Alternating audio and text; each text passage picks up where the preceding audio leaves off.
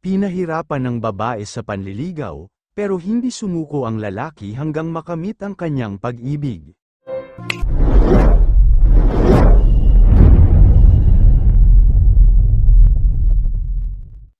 Matagal nang nanliligaw si Gabriel kay Maha ngunit lagi naman siya nitong binabasted, hindi niya alam kung ano ang ayaw sa kanya ng babae. Kung tutuusin ay pogi naman siya.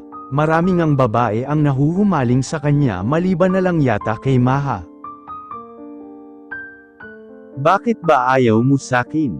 Tanong ni Gabriel kay Maha.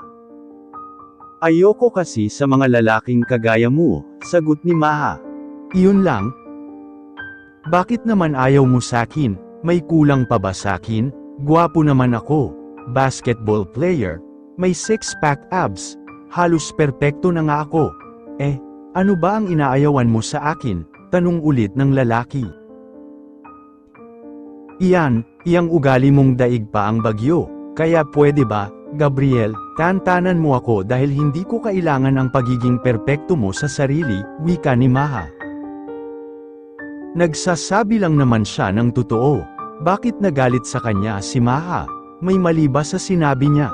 Bakit ba kay hirap unawain ng mga babae? Isip-isip ni Gabriel sa kanyang sarili. Piyesta sa barangay nila nang magkasama sila Gabriel at Maha sa isang inuman.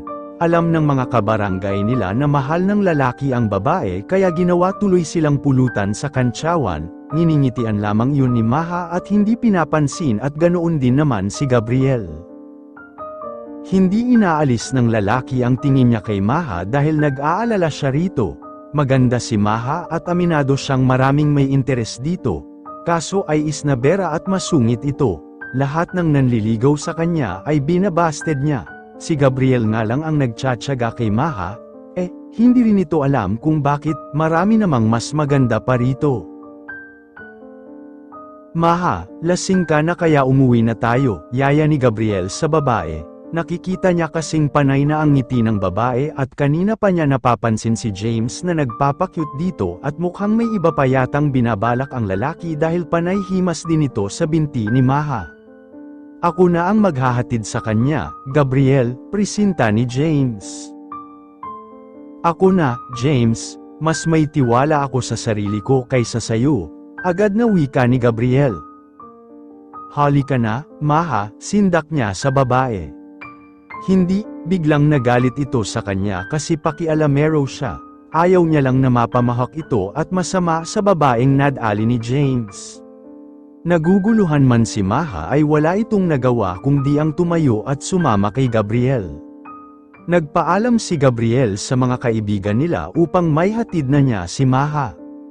Ang laki naman yata ng problema mo, Gabriel. Alam ko naman na hindi pa ako lasing pero bakit pinapauwi mo na ko? Naiinis na wika ni Maha sa lalaki. Hindi ka pa palalasing, bakit hinahayaan mo si James na himas-himasin niyang hita mo? Pigil ang inis na wika ng lalaki. Bakit, gusto mo si James kaya okay lang sa'yo na himas-himasin niya yung legs mo? Ganyan ka ba? Nadadaan ka lang sa alak? Sana sinabi mo sakin para nilasing na lang kita. Hindi iyong nahihi. Natigilan si Gabriel dahil sinampal siya ng malakas ni Maha. Ang kapal ng mukha mo, ang baba naman ng tingin mo sakin, maluhaluhang wika ni Maha. Iuuwi na kita, ani ng lalaki tsaka muling naglakad, ayaw niyang makitang umiiyak si Maha. Simula ngayon ay ayoko nang makita ang pagmumukha mo, sigaw ng babae at nagmarcha na ito palayo. Kulang na lang ay iumpog ni Gabriel sa pader ang ulo niya, nagselos siya at hindi niya napigilan ang inis na nararamdaman kaya nakapagbitiw siya ng mga masasakit na salita sa babae. Paano pa siya sasagutin ngayon ni Maha? Noon nga ay bagsak na siya rito, ngayon pa kaya, naiinis na sinipa ng lalaki ang latang nakaharang sa kanyang dinadaanan. Maha, para sa'yo, abot ni Gabriel sa pagkaing dala niya. Maaga siyang pumunta sa bahay nito upang humingi ng kapatawaran. Pagkain na lang ang dinala niya para sa dalaga dahil nadala na siya noon nung bigyan niya ito ng chocolate at bulaklak. Nagalit kasi si Maha at sinabing, gusto mo ba akong magka-diabetes at naghanda ka pa ng mga bulaklak para sa lamay ko? Sorry na sa mga sinabi ko noong nakaraang gabi. Nasabi ko lang ang mga iyon kasi naiinis ako. Alam mo naman na fuckboy ang lalaking iyon at estilo na talaga noon ang idaan sa alak ang isang babae. Ikaw naman hinahayaan mo lang siya. Sorry na. Bakit mo pa ako nililigawan kung wala ka palang tiwala sa akin? Hindi ko siya hinahayaan. Panay nga ang harang ko sa kamay niya. At saka ano bang akala mo sa akin? Easy to get, wika ni Maha. Sorry din kasi nasampal kita. Masakit ba? Oo, pero alam ko naman na kulang pa yun sa lahat ng nasabi ko. Ngumiti ang babae at pinaupo nito si Gabriel sa kanyang tabi. Balak ko pa naman sanang sagutin ka tapos ininis mo ako ng ganoon, dagdag ng babae.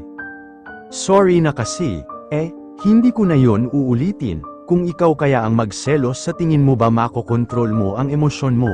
Nakalabing wika ni Gabriel dahilan upang matawa si Maha. Ilang linggo rin ang lumipas tsaka sinagot ni Maha si Gabriel. Niligawan ng lalaki ang buong pamilya nito at pinakita ang wagas niyang pag-ibig para kay Maha. Approve naman siya sa pamilya nito kaya hindi na siya nahirapan pa. May pusong mamon ang mga babae.